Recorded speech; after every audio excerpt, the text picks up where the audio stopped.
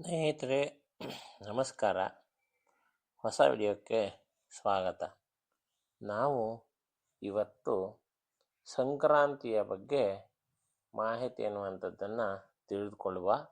ಸಂಕ್ರಾಂತಿ ಅಂತಂದರೆ ಧಾರ್ಮಿಕವಾಗಿ ಅದರ ಆಚರಣೆ ಎನ್ನುವಂಥದ್ದು ಹೇಗೆ ಬಂತು, ವೈಜ್ಞಾನಿಕವಾಗಿ ಹೇಗೆ ಆಚರಣೆ ಎನ್ನುವಂಥದ್ದನ್ನು ಮಾಡ್ತಾರೆ ಎನ್ನುವಂಥದ್ದೆಲ್ಲದಕ್ಕೂ ಕೂಡ ಇವತ್ತಿನ ದಿವಸ ನಿಮಗೆ ಒಂದೊಂದಾಗಿ ಮಾಹಿತಿ ಎನ್ನುವಂಥದ್ದನ್ನು ತಿಳಿಸ್ಕೊಡ್ತಾ ಹೋಗ್ತೇನೆ. ನೋಡಿ, ನಾವು ಯಾವುದೇ ಒಂದು ಹಬ್ಬವನ್ನು ಕೂಡ ಹಾಗೆ ಸುಮ್ಮನೆ ಆಚರಿಸುವಂಥವ್ರಲ್ಲ. ಒಂದು ಧಾರ್ಮಿಕ ಕಾರಣ, ಇನ್ನೊಂದು ವೈಜ್ಞಾನಿಕವಾದಂಥ ಕಾರಣ ಎನ್ನುವಂಥದ್ದು ಇದ್ದೇ ಇರ್ತದೆ. ಪಂಚಭೂತಗಳಿಂದಲೇ ನಮ್ಮ ಶರೀರವೂ ಆಗಿರುವುದರಿಂದ ಬ್ರಹ್ಮಾಂಡದ ಬದಲಾವಣೆಯನ್ನು ಮೀರಿ ಇಲ್ಲಿ ಏನೂ ನಡೆಯುವುದಕ್ಕೆ ಸಾಧ್ಯವೇ ಇಲ್ಲ. ತಮಸೋಮ ಜ್ಯೋತಿರ್ಗಮಯ ಎನ್ನುವ ಉಪನಿಷತ್ ವಾಕ್ಯದಂತೆ ಅಜ್ಞಾನದಿಂದ ಸುಜ್ಞಾನದೆಡೆಗೆ, ಕತ್ತಲಿನಿಂದ ಬೆಳಕಿನೆಡೆಗೆ ಸಾಗುವ ಸಮಯವೇ ಉತ್ತರಾಯಣ. ಬ್ರಹ್ಮಾಂಡದ ಪ್ರತಿ ಚಲನೆ, ಪ್ರತಿ ಬದಲಾವಣೆಯು ನಮ್ಮ ಬದುಕಿನ ಮೇಲೆ ಪರಿಣಾಮವನ್ನು ಬೀರ್ತಾ ಹೋಗ್ತದೆ. ಹೀಗಾಗಿಯೇ ಆ ಬದಲಾವಣೆಯ ದಿನವನ್ನು ನಾವು ಹಬ್ಬವನ್ನಾಗಿ ಆಚರಿಸುವ ಪದ್ಧತಿಯನ್ನು ಮೊದಲಿನಿಂದಲೂ ಬೆಳೆಸ್ಕೊಂಡು ಬಂದಿದ್ದೇವೆ. ಕ್ಯಾಲೆಂಡರ್ ಬದಲಾದಂಥ ನಂತರದಲ್ಲಿ ಬರುವ ಮೊದಲ ಹಬ್ಬವೇ ಮಕರ ಸಂಕ್ರಾಂತಿ. ಸೂರ್ಯ ದೇವರ ಹಬ್ಬವೆಂದು ಪರಿಗಣಿಸಲಾದ ಈ ಹಬ್ಬವನ್ನು ಜನವರಿ 14 ಅಥವಾ 15ನೇ ತಾರೀಕಿನಂದು ಆಚರಿಸ್ತಾರೆ. ನಮ್ಮ ಸಂಪ್ರದಾಯದಲ್ಲಿ ಸೂರ್ಯನ ಆರಾಧನೆಗೆ ಬಹಳ ಮಹತ್ವ ಎನ್ನುವಂಥದ್ದಿದೆ. ಅದೇ ಕಾರಣಕ್ಕೆ ಸೂರ್ಯನಿಗೆ ಸಂಬಂಧಪಟ್ಟ ಎಲ್ಲ ಹಬ್ಬವನ್ನು ಕೂಡ ನಾವು ಆಚರಿಸ್ತಾ ಬಂದಿದ್ದೇವೆ. ಈ ರೀತಿ ಆಚರಿಸುವ ಹಬ್ಬಗಳಲ್ಲಿ ಮಕರ ಸಂಕ್ರಾಂತಿ ಹಬ್ಬವೂ ಕೂಡ ಒಂದು. ಚಳಿಗಾಲದ ಅಂತ್ಯ, ಬೇಸಿಗೆಯ ಆಗಮನವನ್ನು ಸೂಚಿಸುವಂಥದ್ದೇ ಈ ಮಕರ ಸಂಕ್ರಾಂತಿಯಾಗಿದೆ. ಸೂರ್ಯನು ಪ್ರತಿ ತಿಂಗಳು ಒಂದೊಂದು ರಾಶಿಯನ್ನು ಸಂಚರಿಸ್ತಾ ಇರ್ತಾನೆ. ದಕ್ಷಿಣಾಯಣ ಗೋಳಾರ್ಧದಿಂದ ಉತ್ತರಾಯಣ ಗೋಳಾರ್ಧ ಕಡೆಗೆ ಧನುರ್ರಾಶಿಯಿಂದ ಮಕರ ರಾಶಿಗೆ ಸಂಚರಿಸುವ ದಿನವನ್ನೇ ಮಕರ ಸಂಕ್ರಾಂತಿ ಅಂಥೇಳಿ ಕರೀತಾರೆ. ಸುಗ್ಗಿಯ ಕಾಲದಲ್ಲಿ ಆಚರಿಸುವ ಹಬ್ಬವೇ ಸಂಕ್ರಾಂತಿ. ಈ ದಿನದಂದು ಕೃಷಿಯಲ್ಲಿ ಬಳಸುವ ನೇಗಿಲು, ಗುದ್ದಲಿ ಇತ್ಯಾದಿಗಳನ್ನು ಪೂಜಿಸುವ ಪದ್ಧತಿ ಹಲವು ಕಡೆಗಳಲ್ಲಿ ಇದೆ. ಬೆಳೆಗಳ ಉತ್ತಮ ಇಳುವರಿಗಾಗಿ ದೇವರಿಗೆ ಕೃತಜ್ಞತೆ ಎನ್ನುವಂಥದ್ದನ್ನು ಸಲ್ಲಿಸಲು ರೈತನ ಮೇಲೆ ಆತನ ಆಶೀರ್ವಾದ ಸದಾ ಇರುವಂತೆ ಈ ಮಕರ ಸಂಕ್ರಾಂತಿ ಹಬ್ಬವನ್ನು ಕೂಡ ಆಚರಿಸುತ್ತಾರೆ. ಹಾಗಾದರೆ ಈ ಸಂಕ್ರಾಂತಿಯನ್ನು ಆಚರಿಸುವುದು ಏಕೆ, ಈ ಸಂಕ್ರಾಂತಿಯ ಮಹತ್ವ ಏನು ಅನ್ನುವಂಥದ್ದನ್ನು ನಾವು ಒಂದೊಂದಾಗೆ ತಿಳ್ಕೊಳ್ತಾ ಹೋಗೋಣ. ಸಂಕ್ರಮಣದ ಕಾಲವನ್ನು ಒಂದು ಪುಣ್ಯ ಕಾಲ, ಪವಿತ್ರ ಕಾಲ ಅಂಥೇಳಿ ಪರಿಗಣಿಸುವುದು ನಮ್ಮ ನಂಬಿಕೆ. ನಮ್ಮ ಪುರಾಣಗಳಲ್ಲಿ ಸಾಕಷ್ಟು ಉಲ್ಲೇಖಗಳು ಕೂಡ ಇದೆ. ಅದೇ ಕಾರಣಕ್ಕೆ ಈ ದಿನ ನದಿಗಳಲ್ಲಿ ಪವಿತ್ರವಾಗಿ ಸ್ನಾನ ಎನ್ನುವಂಥದ್ದನ್ನು ಮಾಡುವುದರ ಮೂಲಕ ಆಚರಣೆ ಎನ್ನುವಂಥದ್ದನ್ನು ಮಾಡ್ತಾರೆ ಕೆಲವು ಕಡೆಗಳಲ್ಲಿ. ಇನ್ನು ಪುಷ್ಯ ಮಾಸದಿಂದ ಆಷಾಢ ಮಾಸದ ತನಕವೂ ಉತ್ತರಾಯಣ ಇರ್ತದೆ. ಇನ್ನು ಕಟಕ ಸಂಕ್ರಮಣದಿಂದ ಮಕರ ಸಂಕ್ರಮಣದ ತನಕವೂ ಕೂಡ ದಕ್ಷಿಣಾಯನ ಎನ್ನುವಂಥದ್ದು ಇರ್ತದೆ. ಉತ್ತರಾಯಣ ಅಂತಂದರೆ ದೇವತೆಗಳಿಗೆ ಹಗಲಿದ್ದಂತೆ, ಅದಕ್ಕೆ ಉತ್ತರಾಯಣದಲ್ಲಿ ಹಗಲು ಎನ್ನುವಂಥದ್ದು ಕೂಡ ಹೆಚ್ಚಾಗಿ ಇರ್ತದೆ. ಅದೇ ಕಾರಣಕ್ಕೆ ಭೂಮಿಯ ಮೇಲಿನ ಸಸ್ಯರಾಶಿಗಳ ಬೆಳವಣಿಗೆಗೆ ತುಂಬ ಸಹಕಾರಿಯಾಗಿರ್ತದೆ ಉತ್ತರಾಯಣ. ಅದೇ ಕಾರಣದಿಂದ ಹಳೆಯ ಎಲೆಗಳೆಲ್ಲ ಉದುರಿ ಹೊಸ ಎಲೆಗಳು ಚಿಗುರಲು ಪ್ರಾರಂಭ ಆಗ್ತದೆ. ಉತ್ತರಾಯಣದಲ್ಲಿ ಧನಾತ್ಮಕ ಶಕ್ತಿ ಮತ್ತು ಆಧ್ಯಾತ್ಮ ಶಕ್ತಿ ಎನ್ನುವಂಥದ್ದು ಹೆಚ್ಚಾಗಿರ್ತದೆ. ಯಾಕೆಂದರೆ ದೇವತೆಗಳಿಗೆ ಹಗಲಿನ ಅವಧಿ ಹೆಚ್ಚಾಗಿ ಇರುವುದಕ್ಕೋಸ್ಕರವಾಗಿ. ದೇವತೆಗಳಿಗೆ ಹಗಲಿನ ಅವಧಿ ಇರುವುದಕ್ಕೆ ಅಂತ ಹೇಳಿ ನಾವೀಗಾಗಲೇ ತಿಳ್ಕೊಂಡ್ವಿ. ಇನ್ನು ಇನ್ನು ದೇವತೆಗಳಿಗೆ ನಮ್ಮ ಒಂದು ವರ್ಷ ದೇವತೆಗಳಿಗೆ ಒಂದು ದಿವಸಕ್ಕೆ ಸಮ. ಅದೇ ಕಾರಣಕ್ಕೆ ಉತ್ತರಾಯಣ ಅಂದರೆ ದೇವತೆಗಳಿಗೆ ಹಗಲಿದ್ದಂತೆ, ದಕ್ಷಿಣಾಯನ ಅಂತಂದರೆ ದೇವತೆಗಳಿಗೆ ರಾತ್ರಿ ಇದ್ದಂತೆ. ಅದೇ ಕಾರಣಕ್ಕೆ ಉತ್ತರಾಯಣ ಕಾಲದಲ್ಲಿ ಶುಭ ಕಾರ್ಯಗಳು, ಉಪನಯನ, ವಿವಾಹ, ಗೃಹ ಪ್ರವೇಶ ಅಥವಾ ಯಾವುದೇ ಶುಭ ಕಾರ್ಯಗಳನ್ನು ನಡೆಸುವುದಕ್ಕೆ ತುಂಬ ಪ್ರಾಶಸ್ತ್ಯವಾಗಿರ್ತದೆ. ಯಾಕೆಂದರೆ ದೇವತೆಗಳ ದೃಷ್ಟಿ ಬೀಳುತ್ತದೆ, ಅದರಿಂದ ಹೆಚ್ಚಿನ ಫಲಪ್ರಾಪ್ತಿಯಾಗ್ತದೆ ಅಂತ. ಕಾಶಿಯಲ್ಲಿ ಮರಣ ಹೊಂದುವವರು ಶಿವನ ಸಾಯುಜ್ಯವನ್ನು ಪಡಿತಾರೆ. ಹಾಗೆ ಉತ್ತರಾಯಣದಲ್ಲಿ ಸಾವನ್ನಪ್ಪುವವರು ಮುಕ್ತಿಯನ್ನು ಪಡಿತಾರೆ ಅಂತೇಳಿ ಶಾಸ್ತ್ರದಲ್ಲೇ ಉಲ್ಲೇಖ ಮಾಡಿದ್ದಾರೆ. ಉತ್ತರಾಯಣದ 6 ತಿಂಗಳು ಸ್ವರ್ಗದ ಬಾಗಿಲು ತೆರೆದೇ ಇರ್ತದಂತೆ. ಉತ್ತರಾಯಣ ಕಾಲದಲ್ಲಿ ದಾನ ಮತ್ತು ಪೂಜೆಗಳಿಗೆ ವಿಶೇಷ ಫಲಪ್ರಾಪ್ತಿಯಾಗ್ತದೆ ಅಂತೇಳಿ ಹೇಳ್ತಾರೆ. ಉತ್ತರಾಯಣ ಪುಣ್ಯಕಾಲದಲ್ಲಿ ವಸ್ತ್ರ, ಎಳ್ಳು, ದಕ್ಷಿಣೆ ಸಹಿತ ಕೊಡುವಂಥದ್ದು, ದಾನವಾಗಿ ಕೊಡುವಂಥದ್ದು ಪದ್ಧತಿ ಎನ್ನುವಂಥದ್ದಿದೆ.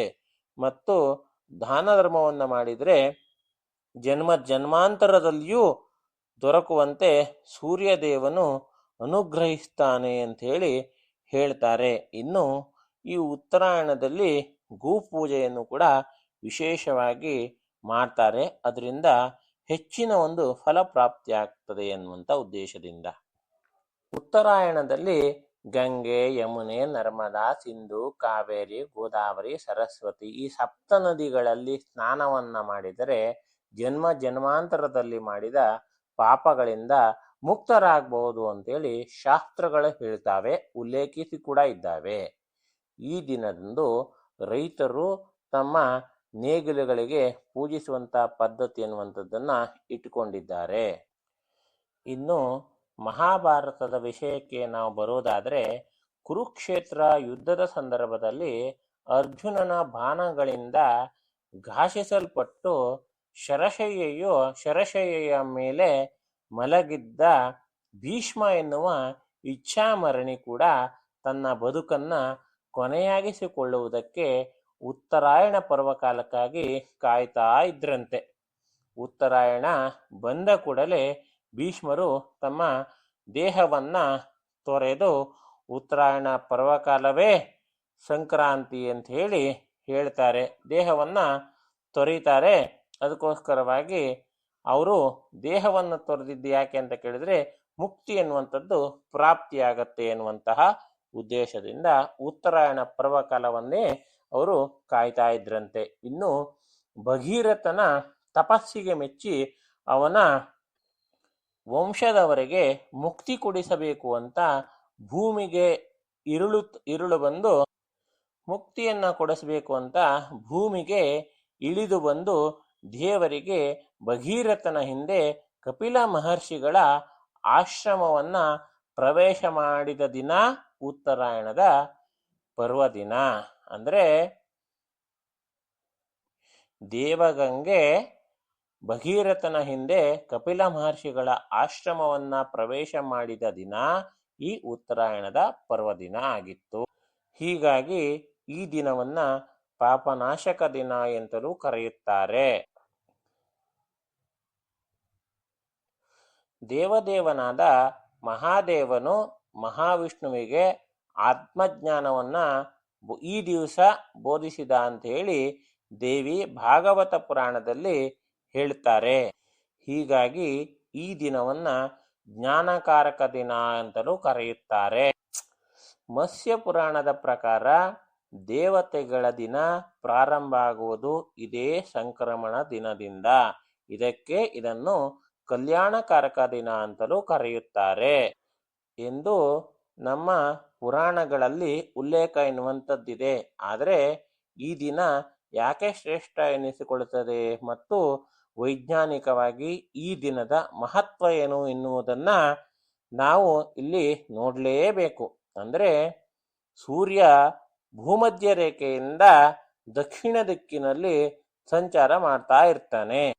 ಅದಕ್ಕೆ ಇಂಗ್ಲಿಷಿನಲ್ಲಿ ಟಾಪಿಕಲ್ ಆಫ್ ಕ್ಯಾನ್ಸರ್ ಅಂತ ಹೇಳ್ತಾರೆ. ಅಂದರೆ ಸೂರ್ಯ ಭೂಮಧ್ಯ ರೇಖೆಯಿಂದ ದಕ್ಷಿಣ ದಿಕ್ಕಿನಲ್ಲಿ ಸಂಚಾರ ಮಾಡ್ತಾ ಇದ್ದ. ಆದರೆ ಮತ್ತೆ ಉತ್ತರ ದಿಕ್ಕಿಗೆ ಪ್ರಯಾಣವನ್ನ ಬೆಳೆಸ್ತಾನೆ. ಇದುವರೆಗೆ ತೀವ್ರವಾದ ಚಳಿಗಾಲ ಎನ್ನುವಂಥದ್ದು ಇರ್ತಾ ಇತ್ತು. ಇನ್ನು ಮುಂದೆ ಅದು ದಿನೇ ದಿನೇ ಕಡಿಮೆ ಆಗ್ತಾ ಹೋಗ್ತದೆ. ಇದು ಖಗೋಳ ವಿಜ್ಞಾನಕ್ಕೆ ಸಂಬಂಧಿಸಿದಂತೆ ಆಗುವ ಬದಲಾವಣೆ. ಅದು ಮಕರ ಸಂಕ್ರಮಣ. ಈ ಹಬ್ಬದ ಹಿಂದೆಯೂ ವೈಜ್ಞಾನಿಕವಾದ ಹಿನ್ನೆಲೆ ಇದೆ. ಮಕರ ಸಂಕ್ರಾಂತಿ ದಿನ ಎಳ್ಳು ಬೀರುವುದು ಒಂದು ಸಂಪ್ರದಾಯ. ಎಳ್ಳು, ಶೇಂಗಾ, ಕೊಬ್ಬರಿ, ಎಣ್ಣೆಯ ಅಂಶಗಳೇ ಹೆಚ್ಚಾಗಿ ಕೂಡಿರುವಂತಹ ಪದಾರ್ಥಗಳನ್ನು ಕೊಡುವುದು ಯಾಕೆ ಅಂದರೆ, ಚಳಿಗಾಲದ ಸಂದರ್ಭದಲ್ಲಿ ನಮ್ಮ ಚರ್ಮ ಎನ್ನುವಂಥದ್ದು ಎಣ್ಣೆಯ ಅಂಶಗಳನ್ನು ಕಳೆದುಕೊಂಡಿರುತ್ತೆ. ಅದಕ್ಕೆ ನಮ್ಮ ದೇಹಕ್ಕೆ ಹೆಚ್ಚಿನ ಪ್ರಮಾಣದ ಎಣ್ಣೆ ಎನ್ನುವಂಥದ್ದು ಬೇಕು ಮತ್ತು ಅದು ಆಹಾರದ ಮೂಲಕವೇ ನಮಗೆ ಸಿಗಬೇಕು.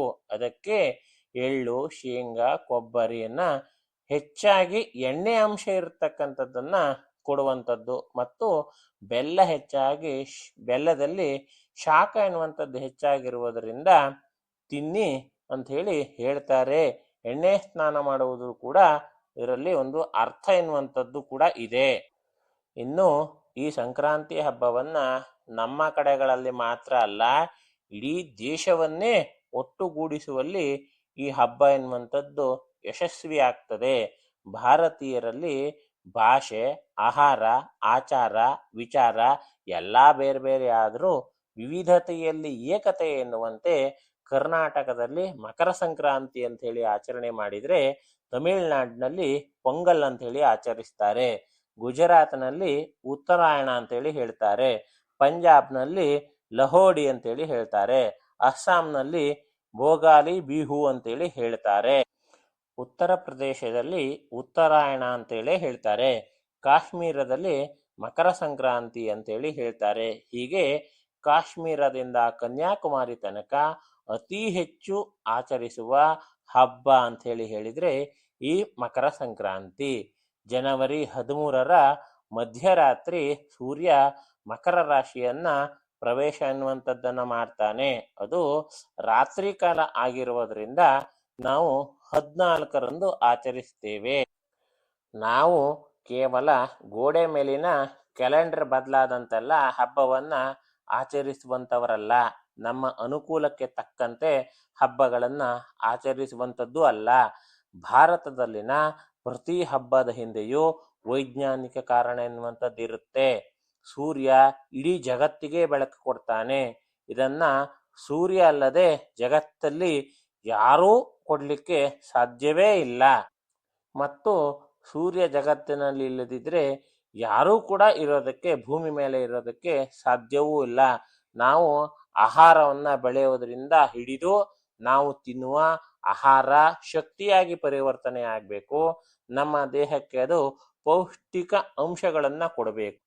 ಹಾಗೆ ಆಗಬೇಕು ಅಂತಂದ್ರೆ ಅದಕ್ಕೆ ಕೂಡ ಸೂರ್ಯನ ಬೆಳಕು ಬೇಕೇ ಬೇಕು. ಅಂತಹ ಸೂರ್ಯನಿಗೆ ನಾವು ದೇವರ ಸ್ಥಾನವನ್ನ ಕೊಡ್ತೇವೆ.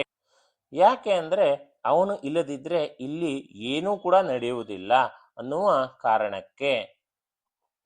ಅಷ್ಟು ಸಂಸ್ಕಾರ ಮತ್ತು ಕೃತಜ್ಞತಾ ಮನೋಭಾವ ಇರುವ ಸಮಾನ ಸಮಾಜ ಎನ್ನುವಂಥದ್ದು ನಮ್ಮದಾಗಿದೆ. ಅಂದರೆ ಅಷ್ಟೊಂದು ಸಂಸ್ಕಾರಯುತವಾಗಿರ್ತಕ್ಕಂತಹ ಕೃತಜ್ಞತಾ ಮನೋಭಾವ ಇರುವಂತಹ ಸಮಾಜ ನಮ್ಮದು. ಅದಕ್ಕೋಸ್ಕರವಾಗಿ ನಾವು ಕೂಡ ಈ ಸಾರಿಯ ಸುಗ್ಗಿ ಎನ್ನುವಂಥದ್ದು ಈ ಸಂಕ್ರಾಂತಿಯಿಂದ ಸಮೃದ್ಧವಾಗಿ ಬೆಳೆಯಲಿ, ರೈತರ ಶ್ರಮಕ್ಕೆ ತಕ್ಕಂತೆ ಪ್ರತಿಫಲಗಳು ದೊರೆಯಲಿ, ಸೂರ್ಯದೇವನ ಅನುಗ್ರಹ ನಮ್ಮೆಲ್ಲರಿಗೂ ಆಗಲಿ ಅಂತೇಳಿ ಇವತ್ತಿನ ಈ ಒಂದು ಸಂಚಿಕೆ ಎನ್ನುವಂಥದ್ದನ್ನ ಮುಗಿಸ್ತಾ ಇದ್ದೇನೆ. ನಾವು ಕೊಟ್ಟಂತ ಮಾಹಿತಿ ಎನ್ನುವಂಥದ್ದು ನಿಮಗೆ ಉಪಯುಕ್ತ ಆಗಿದ್ರೆ ದಯವಿಟ್ಟು ಒಂದು ಲೈಕ್ ಮಾಡಿ, ಹಾಗೂ ನಿಮ್ಮವರಿಗೂ ಮಾಹಿತಿಯನ್ನು ಕೊಡಬೇಕು ಅಂತೇಳಿ ಅನಿಸಿದ್ರೆ ಅದನ್ನು ಶೇರ್ ಮಾಡಿ ಮತ್ತು ಸಬ್ಸ್ಕ್ರೈಬ್ ಮಾಡಿಕೊಳ್ಳಿ. ಧನ್ಯವಾದಗಳು. ನಮಸ್ಕಾರ ಸ್ನೇಹಿತರೆ. ನಮಸ್ಕಾರ. ಹೊಸ ವಿಡಿಯೋಕ್ಕೆ ಸ್ವಾಗತ.